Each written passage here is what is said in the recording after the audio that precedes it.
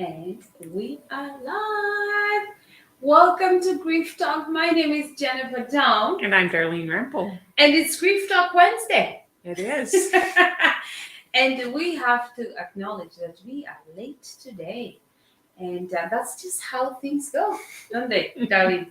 Some days, yes. Some days. And especially on Wednesdays.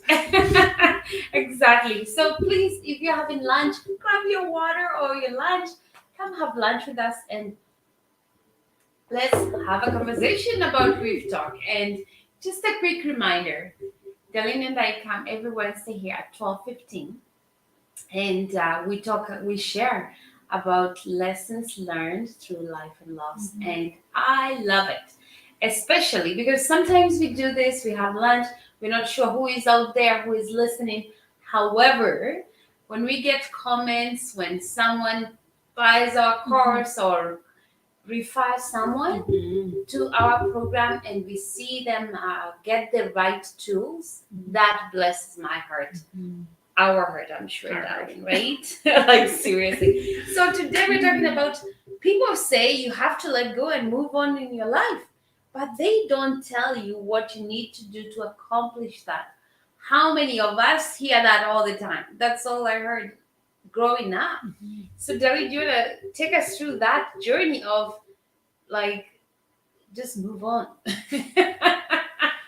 That's one of the hardest parts about grief is if we've had an event or we've lost a loved one, we have all the funeral, the family gets together, everybody remembers, celebrates somebody's life.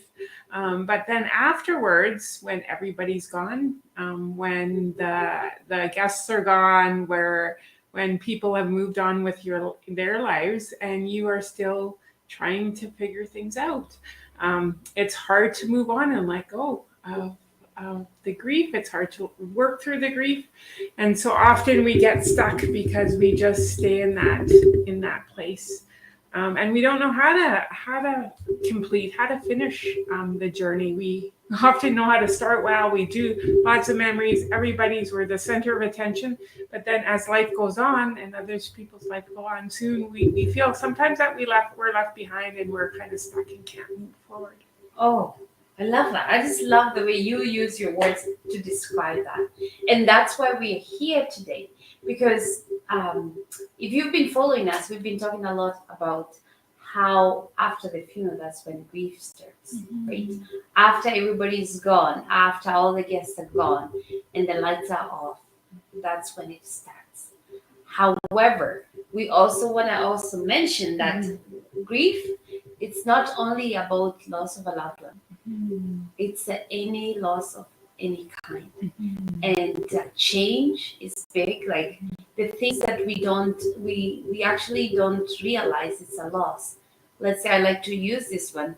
We're moving across the ocean. It's a big change. And I moved when I was younger and now I'm middle-aged. It's a loss and it's something I never grieved. And sometimes it's dreams and expectations.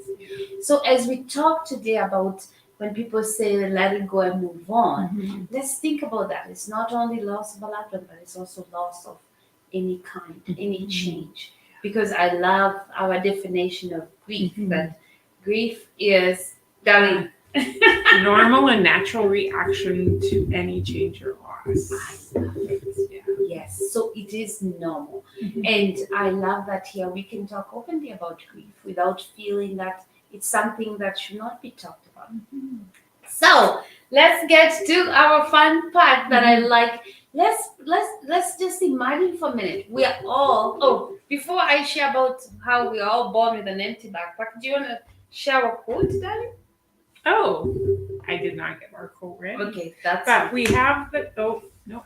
That's okay. I can you do yours and I'll find the quote. Perfect. So let's imagine, and we've done this before, we've shared with you, our friends, when we are born, when we are all born, we're born with an empty backpack. And as life, empty backpack, where is it? Right there, it's empty. And we carry this empty backpack. And as life events happen, we put things in our backpack. Some things that we don't want to deal with, some things that we don't even know how to deal with, and some things that we don't even want to share with anybody. And we put in the backpack.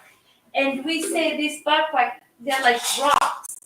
And we put rocks in our backpack. And as we grow and as we go through the journey of life, the backpack becomes very heavy. And if we don't have the tools to unload the backpack, life can seem very tough. Life can seem very heavy. And that's when I love when they say, you ask someone, how are you? And they say, fine. And fine is the tell there's more. Fine is the tell that they're not fine. But because we are brought up to say, fine, I'm good.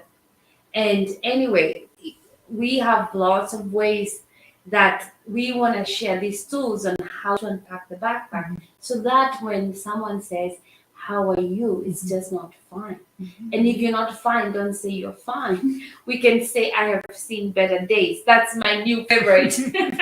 When I'm going through a life event and someone says, how are you, Jen? Lessons we've learned through life, I stop saying I'm fine. Because if I'm not fine, I'm not fine. And I say, I've seen better days. So we challenge you, our friends. Like, if you're not fine, be okay to be not fine. And that's one myth, the one tool that we are taught by society to always be good. Yeah, that we don't need to be sad. That it's not a good feeling to be sad. And so when we have to admit that we're sad, we feel like it's a bad emotion that we shouldn't be feeling sad, and that even stops us from moving on because everyone says, "Oh, you should be over it, right? You shouldn't be sad anymore." Don't feel bad about that one. Don't feel bad. And when we do, and when we're not honest with our feelings, we have to disconnect. We have to stop and disconnect because we can't. Our feelings are part of that grief reaction, and so. When we're not honest, we disconnect from our feelings, and then we can't ever resolve that grief because we're eventually not even connected to it. Yeah, so good, darling. And that's one thing I share with our son, our kids. We have a 14-year-old, and I say, we need to talk, we need to tell, like, to teach a boy that it's okay to cry, to teach a boy it's okay to talk about when things are not good, and to teach him it's okay to talk when things are good, and not keep them inside. And he came up with this word that, oh, so I don't need to be a stuffer. Oh, that's a good one. I love it. A 14-year-old came and he came up with that word that he doesn't need to be a stuffer. So I encourage all of us, like, find that close friend, connect with us, and let's create space for people to share when they don't feel good and not be stuffers. Yeah, and when we're stuffers, we don't share, and then we don't get the benefit of community. The only way to go through grief is with a community, is with somebody. Because if we keep all that stuff, all that emotion stuffed in, it never gets released. We never have somebody who hears us. And if we don't ever feel like we're heard, we don't feel like things are complete. We feel anger, resentment. We just keep going deeper and deeper inside. Whereas when we can actually have someone hear us and listen to us, then we can work through grief together. Yes, I love that, darling. That's why they say grievers are not broken. They just need to be heard. Yes. And remember, we are all 100% grievers, and we all just need to be heard. It's a special skill. I was not that person. However, nowadays I am intentional to be there and to ask and actually listen. Because it's a gift we can give each other, where we are open to be there for someone and let them share and know that they don't need to be fixed. They just need to be heard. Anyway, it feels like we went on a tangent. We did. Here because number one, because our timing didn't work out. And number two, I think we've just missed to connect with everybody. We've missed. Thank you for the thumbs up. Comment, give us a comment, give us a like, and this is some hard to chat, but it is so real, and we need to be there for each other. So let's get back to base. We were talking about People say you have to let go and move on in your life, but they don't tell you what you need to do to accomplish that. So today we are going to share a few tools with you on how to do that, because we have been given the wrong tools, and we've made it our mission to find the right tools and share with you. So Darlene will share with us a few tools that we have used personally. I have used personally, and we've used together, and we've used with others, and we just want to give you a few that work. And if you want to know more, connect with us. So Darlene will talk about those tools.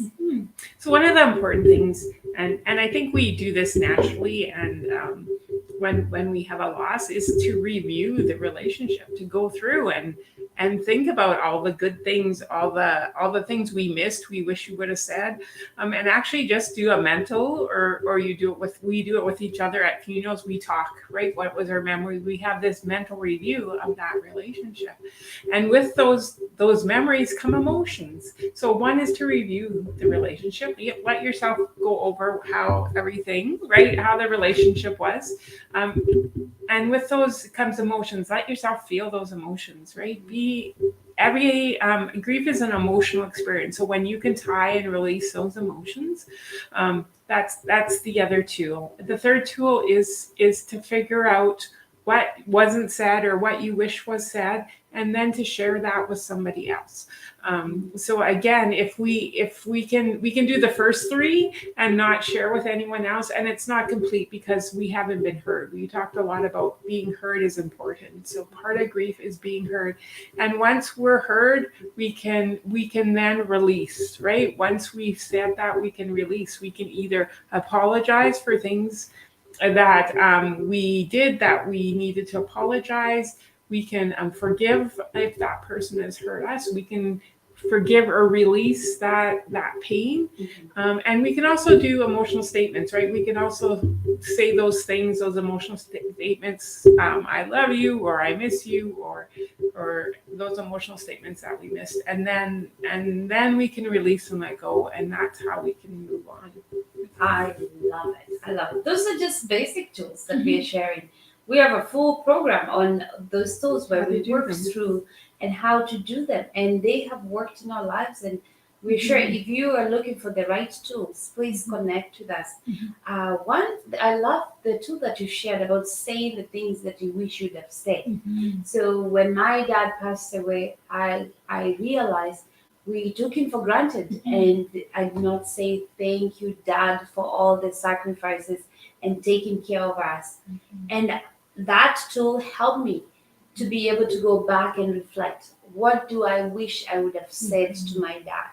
And being able to do that is actually so powerful. It sounds so simple. However, if we can practice and use it, it is powerful. I love what Brendan Bachad says. Common sense is not always common practice. So we know, right? Like things we should have said. However, at this point, how about we start saying those things before it's too late? Do you have somebody that you need to tell someone? Do you have somebody that you need to tell them you love them? Do you have somebody in your life that you need to say, thank you? Let's practice these things so that when the time comes, we're not wishing, because that's what happens with grief.